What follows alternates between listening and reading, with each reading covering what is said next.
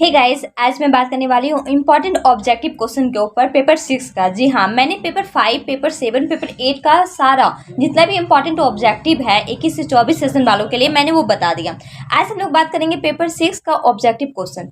पहले मैं बता देती हूँ कि इसमें जो है ना फिल इन द ब्लैंक्स नहीं आता है, इसमें मैचिंग आता है, ट्रू फॉल्स आते हैं और चूज द करेक्ट आंसर आता है। तो चलिए बिना डिले हम लोग स्टार्ट करते हैं। Who invented the spring rhyme? तो Hopkins.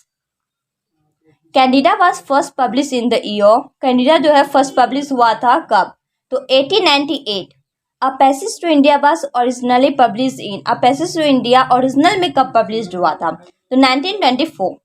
The name of the first part of a passage to India is, देखिए ये अ पैसेज टू इंडिया जो है ना वो 3 पार्ट में डिवाइडेड है। तो फर्स्ट पार्ट आपसे पूछ रहा है कि ये फर्स्ट पार्ट कौन सा होगा, तो मॉस्क्यू फर्स्ट पार्ट होगा आपका। Who wrote present and unpleasant play? तो G B. Shaw. A passage to India is divided into 3 part. A passage to India को 3 पार्ट्स में डिवाइड किया गया है, तो वो एक्यूरेट सीक्वेंस में आपको बताना है कि वो कौन कौन से हैं। तो इसका जो राइट आंसर होगा वो होगा आपका मॉस्क्यू, कैब and temple. Who wrote the line naked I came into the world, naked I shall go out of it? तो इसका राइट आंसर है आपका फॉस्टर। अब बात करते हैं कुछ ट्रू फॉल्स की। A passage to India was publish in 1924, तो ट्रू है ये, क्योंकि अ पैसेज टू इंडिया 1924 में ही पब्लिश हुआ था। G B. Shaw was an Irish playwright, it is also true. Snake is a poem written by Robert Graves. जी नहीं, snake जो है वो डी.एस. लॉरेंस के द्वारा लिखा गया है, रॉबर्ट ग्रेव्स के द्वारा नहीं लिखा गया है, तो ये फॉल्स हो जाएगा। Moral is a character of Bernard Shaw's Candida. क्या कैंडिडा का मॉरल कैरेक्टर है जो कि बर्नर्ड शॉ के द्वारा लिखा गया है? तो ये जो हो जाएगा आपका true. E.M. Foster lived in India for many years. E.M. Foster ने इंडिया में बहुत साल तक रहा, तो ये आपका फॉल्स हो जाएगा। Candida is a 3 act play. क्या कैंडिडा 3 एक्ट प्ले है? तो this one is true. A passage to India is divided into 3 parts. A passage to India divided हुआ था 3 पार्ट्स में, this is also true. Aspect of the novel is written by E.M. Forster. Expect of the novel जो है वो E.M. Foster के द्वारा लिखा गया है, तो this one is true. W.B. Yeats was an Irish poet. W.B. Yeats एक आयरिश पोएट है, it is also true. Mrs Moral is a character in India. Mrs Moral character जो है वो कैंडिडा की है, this one is true. Two cheers for democracy is a poem. Two cheers for democracy जो है वो एक पोएम है बाय टी.एस. इलियट, तो ये गलत बात है, फॉल्स है। Dylan Thomas is a modern romantic poet. Dylan Thomas जो है क्या वो मॉडर्न रोमांटिक पोएट है, this one is true.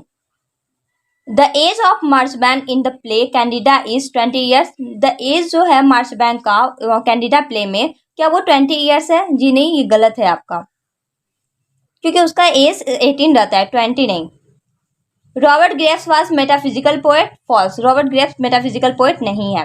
Shaw is considered an anti romantic dramatist. Shaw जो है वो कंसिडर करते हैं एंटी रोमांटिक ड्रामेटिस्ट के थ्रू, ये ट्रू हो जाएगा आपका। और ये पेपर 6 में जितने भी पोएम है मैंने उसे कलेक्ट किया है, उसके पोएट्स नेम को आप एक बार देख लीजिए। Pied beauty, G M. Hopkins. Harry Ploughman, G M. Hopkins. My own heart let me more have pity on, G M. Hopkins. ये तीनों जी.एम. हॉपकिंस के द्वारा लिखा गया है। The second coming, W.B. Yeats. A dialogue of self and soul, W.B. येट्स।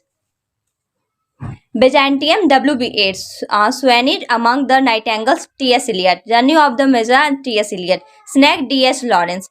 Break of day in the trenches, Isaac Rosenberg. Anthem for Doomed Youth, Wilfred Owen. Strange Meeting, Wilfred Owen. My Company, Herbert Reed. To Bring the Dead or to Life, Robert Graves. Petition Song, W.H. Auden. Should Lanterns Shine, Dylan Thomas.